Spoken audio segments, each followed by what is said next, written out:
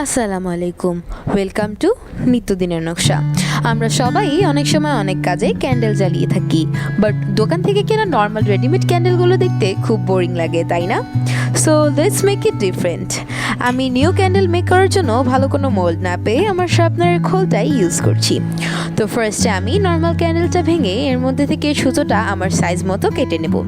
এটার নিচের অংশ ছোট এক টুকরো মাস্কিং টেপ লাগিয়ে দেব, যাতে এটাকে সোজাভাবে আমাদের মোল্ডটাতে লাগাতে পারি। তো এখন আমি এটাকে আমাদের মোল্ডে লাগিয়ে নেব। তারপর মোল্ডটাতে সামান্য অয়েল ব্রাশ করে নিচ্ছি, যাতে এখান থেকে ক্যান্ডেলটা ইজিলি বের হয়ে যায়।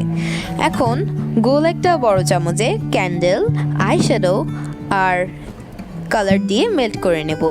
তারপর মেল্টেড ক্যান্ডেলটা মোল্ডে ঢেলে এটা জমার জন্য ওয়েট করতে হবে। এটা জমে যাওয়ার পর মোল্ড থেকে এটা বের করে নিলেই রেডি আমাদের অন্যরকম ক্যান্ডেল। আজকের জন্য এতটুকুই। আল্লাহ হাফেজ।